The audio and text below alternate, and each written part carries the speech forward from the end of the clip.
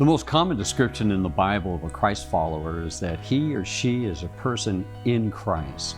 The Apostle Paul uses this and similar expressions like in him and in the Lord throughout his letters, and are so important for our understanding of the New Testament. To be in Christ doesn't mean to be inside Christ as tools in a box or our clothes in the closet, but to be intimately united to Christ, just like an arm or leg is in the body or a branch is in the tree. It's this personal relationship with Christ that identifies being a Christ follower. I'd like to share these three components or elements that have helped me understand what Paul means by being in Christ. First, being in Christ guides us to find the deepest personal fulfillment or joy as a human being.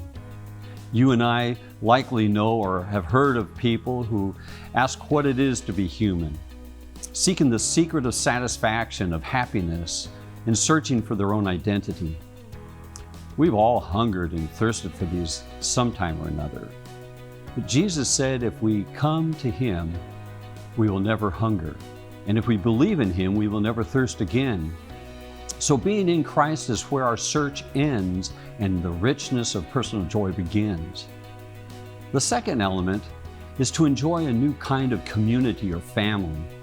The term in Christ is an expression that applies to both the community of believers and the individual.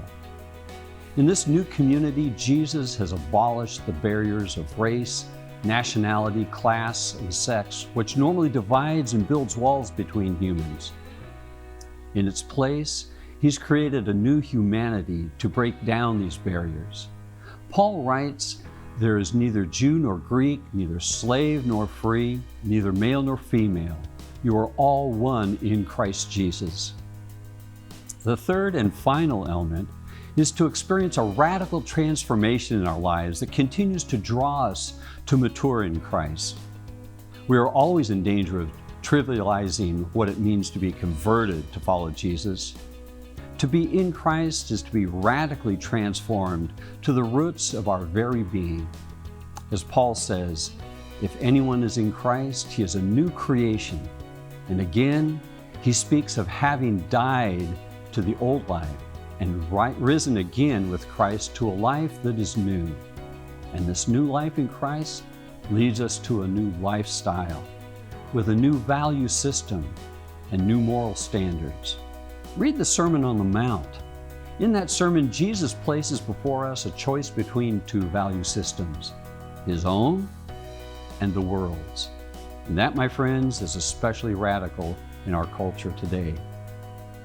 So to be in Christ is to find that ultimate in personal fulfillment and joy, to enjoy unique blessings of a community of believers, and to experience a radical transformation at the core of who we are.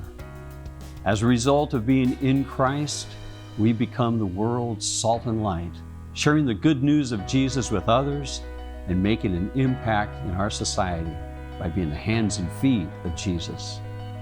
And all of this is to bring honor and glory to His wonderful name.